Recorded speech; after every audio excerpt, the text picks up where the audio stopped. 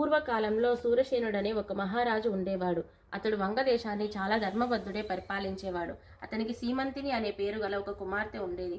ఆమె చాలా గుణవంతురాలు. శివదేవుని పేరు అపారమైన భక్తి శ్రద్ధలు కలిగి ప్రతి సోమవారం నాడు శ్రీ గౌరీ సమేతుడైన సదాశివదేవునికి పూజ చేస్తూ ఉండేది. శివునికి సోమవారం చాలా ఇష్టమైన రోజు.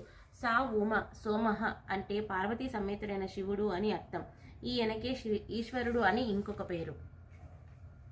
ఈశ్వరుణ్ణి భక్తి శ్రద్ధలతో ఆయనకి ఇష్టమైన సోమవారం నాడు పూజిస్తే మనకు ఐశ్వర్యాలు ప్రసాదిస్తాడు. సీమంతిని ఇలా పూజలు చేస్తుందన్న విషయం తెలుసుకొని యజ్ఞవల్క మహర్షి భార్య అయిన మైత్రేయి ఒకనాడు రాజమందిరానికి స్వయంగా వచ్చి సీమంతినికి సదాశివ మంత్రోపదేశం చేసి సోమవార వ్రత విధానాన్ని, దాని మహత్యాన్ని వివరంగా ఇలా బోధించింది. కార్తీక మాసంలో కానీ మాఘమాసంలో కానీ ఆ వ్రతాన్ని ప్రారంభించి 11 రోజుల పాటు మండపంలో శ్రీ గౌరీ సమేతుడైన